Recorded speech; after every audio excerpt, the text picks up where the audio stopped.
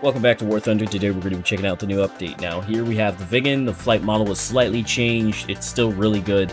It carries sky flashes. They're modified sky flash, basically the same performance. But the lead indicator was taken out, still has its flares and everything, thank the Lord. And then we also have the J-35A, which is going to be bait for every aircraft in the game. Then we have the French F-8, which does not have its countermeasures, but it does have magic, so pretty good. Although, one thing I don't get is how in Sim, this is 10.3, while this is 9.7, while this is 2 magics, 30mm, and flares and chaff. So why is this a lower BR? I don't know.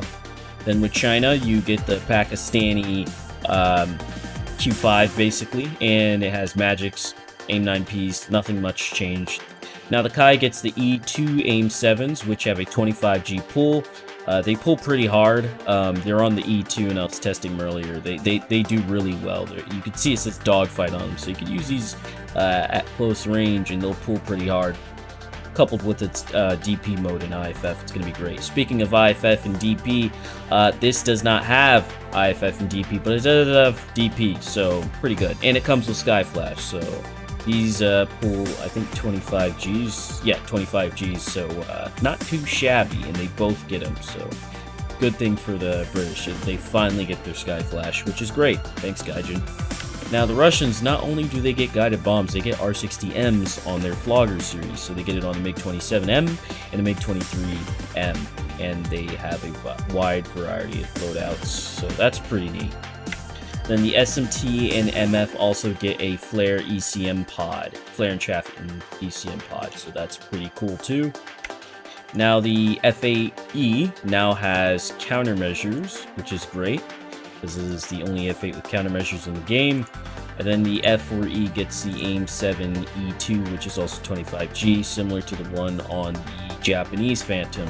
Although this does not have a Doppler mode. So the Japanese Phantom, in theory, would probably be the best in Sim, because it gets Doppler, IFF, and really good AIM-7s. So yeah, pretty good.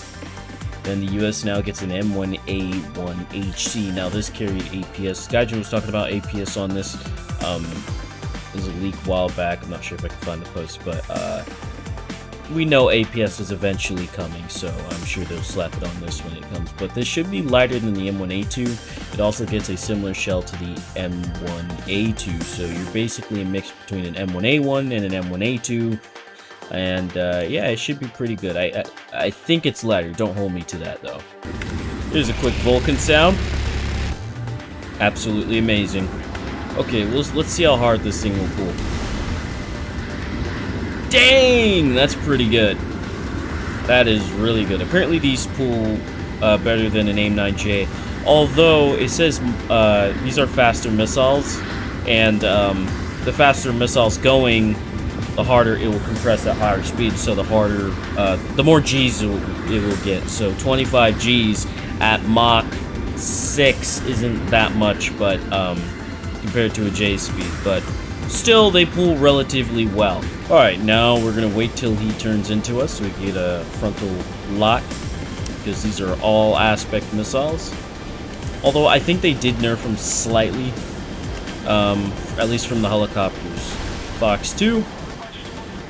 That's tracking, and bam! Right in the intake. He's dead. This is gonna be amazing in Sim. It's gonna harass so many players. I might just bring full R60s. Also, here's a little burp. Cool.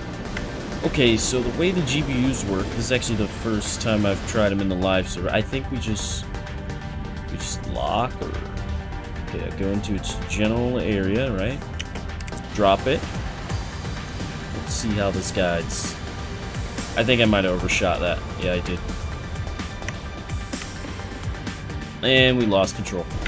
Well, we got a hit, so actually that's pretty close for an overshoot. Let's try from further range. Okay, we're lined up. There they are. Got a lock. Now I'm not sure when to drop it, but I guess I'll drop it now. That should do pretty well. Maybe. Come on. Yes. Perfect, right on his tank. I landed right on his tank. That is precision guidance. Now, I wonder how well this will do at 30,000 feet with tanks that are moving and all that, but if it's not moving, if it's like AA or an ADATS or something, yeah, you're probably going to kill it.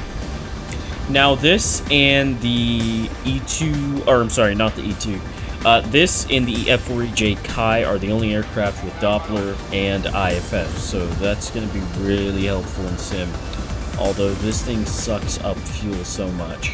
I'm using this because, well, the Skyflash are basically the same missile. These are Skyflash, just exported to Sweden. Or they might be domestically built, actually. Either way, they are built off the Skyflash frame, so let's see how well this does. Okay, let's see worst case scenario. We just get a lock within 1 mile. We launch one. Want to see how both pull? Oh, dang, that one's pulling hard, too. Well, yeah, okay. So, within 1 mile, you can get some kills, maybe even less. And they're also long-range missiles, too. At least longer than the J's, so pretty good overall. Also, the lead indicator was taken out. But the gun still sounds amazing, and these are relatively easy to aim, at least in RB. I'll have to get used to them in Sim. Also, the cockpit has been slightly updated, at least the textures have. It looks a little brighter, so looks nice overall.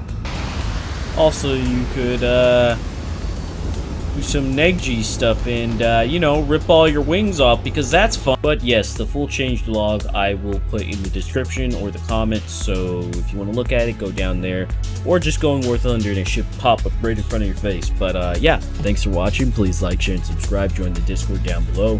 And take care, guys. I'm going to bed. It's late.